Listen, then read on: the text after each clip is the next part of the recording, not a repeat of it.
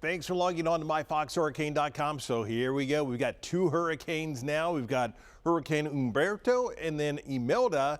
The thing is, Humberto is weakening and really starting to show some problems because of the strong wind shear it's starting to encounter. And you look at this compared to just a couple of days ago, completely different looking system.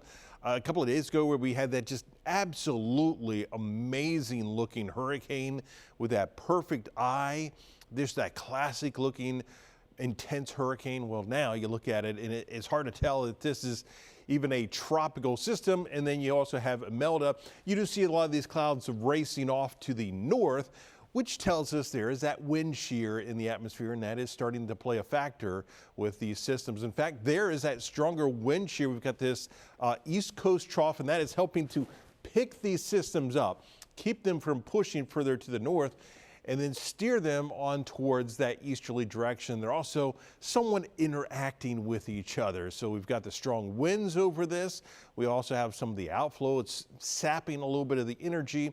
And also Humberto is going to help to drag this other system on towards the east as well. That combined with the strong winds in the atmosphere. But here's a closer view of the center of Hurricane Humberto. And what you see right here, there's the center right there. So what you're looking at is all that very strong convection that is being pushed over onto the eastern side of the storm, which is basically exposed the center of the storm. So it's what we call decoupling, or the system really becoming lopsided because everything is being pushed onto one side of the storm. And so that tells us the system is really starting to feel the effects of that strong wind shear. And that's going to continue to be the case as we go through the next several days. Now, as you look further towards the west, looking over Florida, here we have now Hurricane Imelda.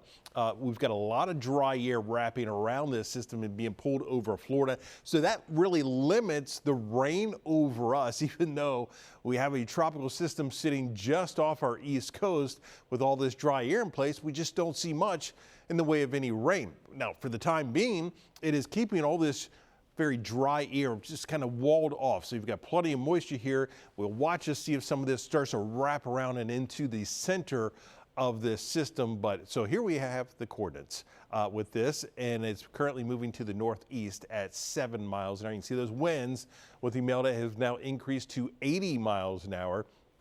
It's going to quickly work its way on towards the north and east. Watching this very closely in Bermuda, little small island there, but somehow they always seem to be watching these systems for very close calls. In this one, very close call, or this is going to move right over the top of them, it looks like, as we head into the middle of the week. And the issue also is because while we've got Humberto weakening, this system will be strengthening. So by the time it reaches Bermuda, this is likely a Category 2, potentially even a bit stronger than that as we head into Wednesday and Wednesday night. And then with Humberto, there you see, just laying both of these tracks on there, there you see Imelda passing to the south, and then with Humberto working its way a bit further to the north. Remember, it is moving into that stronger wind shear, so that is going to start to rapidly decrease the intensity of this system, and then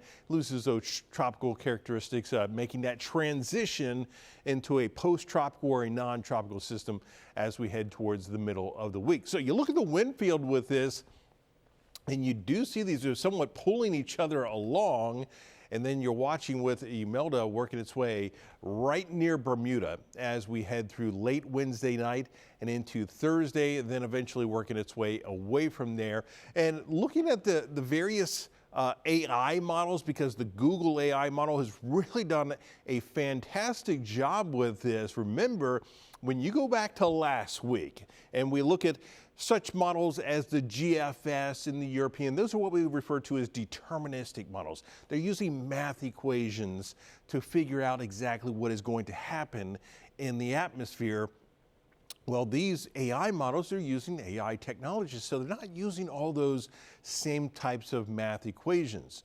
Last week, if you looked at all the various deterministic models, they were all really indicating that landfall up into the Carolinas And then you looked at the Google AI model, and it was really holding tight with this idea that this would work its way up to the north and eventually shift direction and push on towards the east. And it was not showing any landfall. And so it turns out that the Google AI model really doing a fantastic job with this. So what you're looking at as we go through time, basically these two systems just kind of somewhat connecting in Humberto, helping to tug this other system on, but working its way very close to Bermuda as we head through the week. And then they will just continue to move out over open waters and lose those tropical characteristics as they start to merge with a frontal boundary. So lots going on here over the next several days. Luckily, no real threat to the U.S. other than we do have some higher surf along the coastline from Florida all the way up towards the Carolinas. We'll keep you updated right here on myfoxhurricane.com.